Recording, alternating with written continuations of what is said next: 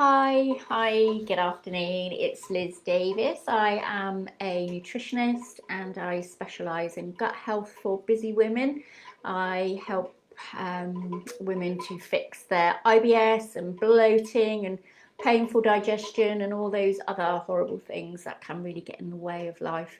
I use testing, natural methods, dietary changes, etc., to get everything ticking over nicely again. And today I was going to talk to you about breakfast cereal, because breakfast is a notoriously difficult meal to get right because we're always in such a hurry and just want to grab something quick normally as we're diving out of the door. So what's the best thing to do? Well, there's no doubt that breakfast cereals are incredibly convenient. They're normally very tasty and we can just put them in a bowl and wolf them down quite quickly without giving it a second thought. But this is a bit of a minefield because commercial breakfast cereals and even the healthier brands are often loaded with sugar. So what should you do? Well, in an ideal world, you're looking for sugar-free cereal. So you're more likely to find sugar-free types of mueslis or things like that. Even sometimes when they're marketed as low sugar, if you check the labels, they still have quite a lot of sugar in them. So I'll come to what to look for in a minute. So, you know, even the healthier ranges such as Rude Health or Deliciously Ella, for example, they have some really fabulous, good quality options available, but they also tend to have them alongside items which are very high in sugar. They look like a healthier option, but when you check the labels, then the sugar content is still quite high. So what you're looking for is less than 5 grams of sugar per 100 grams. So when you're checking labels, always looking for less than 5 grams of sugar per 100 grams. If you're in that range, you should be pretty safe. Once you start checking, you'll realise that ridiculous amounts of sugar that are in a lot of cereals, it can be quite shocking, particularly the types that are marketed for children, which are quite alarming as well.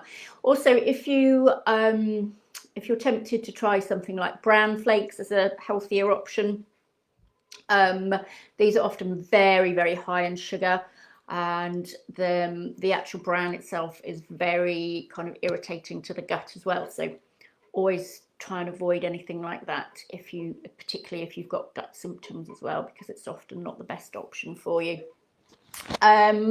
So yeah, even, you know, health food shops as well. If you're shopping in health food shops, always check the labels again, because although they do have some great ranges there, they will often be sold alongside seemingly healthy looking options which still have a lot of sugar in. So yeah, I mean, if you're in the supermarket as well, there are some low sugar options. You know, with the commercial brands, they will have some lower sugar ones there. The trouble with those is, for example, brands like Nestle will have low sugar options, but they'll often be made with wheat, and a lot of people need to avoid wheat. Wheat isn't so great for so many people. So again, they're not good. Yes, they're low in sugar, but they're very wheaty, particularly if you're someone who suffers with their gut. Wheat's not such a great option for you. Okay, so that's the cereals, and so you're really looking for ready-made mueslis, things like that. As far as pre-prepared cereals go, those would be your best option. Better yet is to get creative and make your own breakfast food. Doesn't have to be cereal. Porridge is always great if you're looking at proper porridge. So again, with porridges, you get the pre-prepared, even flavoured options.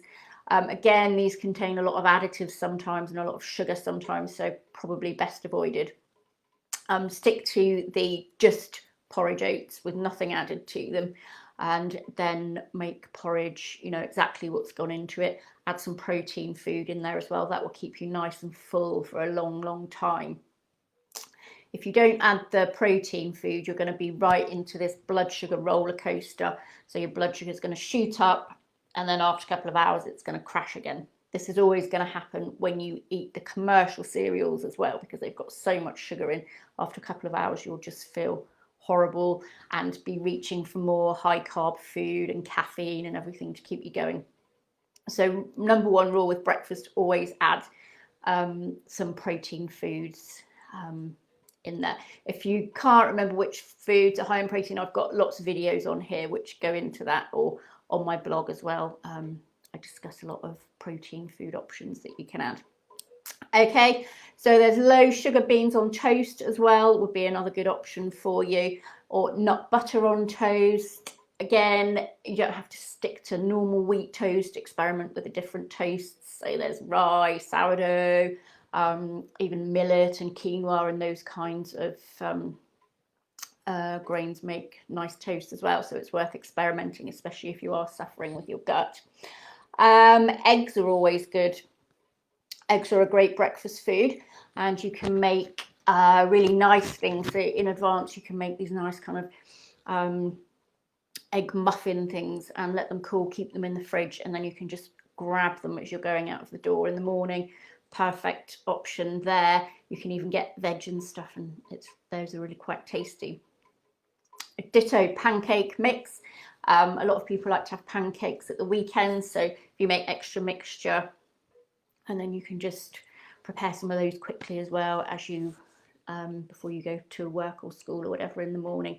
And then the good thing about pancakes as well is you can make them to suit your dietary needs. So you can use alternative flours, doesn't have to be wheat flour, buckwheat flour or whatever, and non-dairy milk, etc. So add some fruit. Again, those are another great filling option and healthy as well. So yeah, overnight oats, again, another fabulous option there. So if you want any inspiration, by the way, then do use the link at the top of my or in my bio and join my list, because I'm sending out inspiration for all these kind of things and recipes all the time. So definitely do that. Yeah, again, so all these options I've just mentioned, they're all packed. You can pack them with protein. Protein's the main thing that will keep you really full up. Commercial cereal isn't going to keep you full up necessarily. They're full of sugar. Make your own things, you know exactly what's in them, etc. So those are the main rules there, and always looking, again, less than 5 grams of sugar per 100 grams, and you should be on the right track if you do decide to buy cereal. Okay, so I hope that helps you. And if you would like to speak to me, I shall pop a link to my diary in the comments, and I can find out more about you, what you've got going on, and how I may be able to help you. Okay, so I shall see you next time. Bye bye.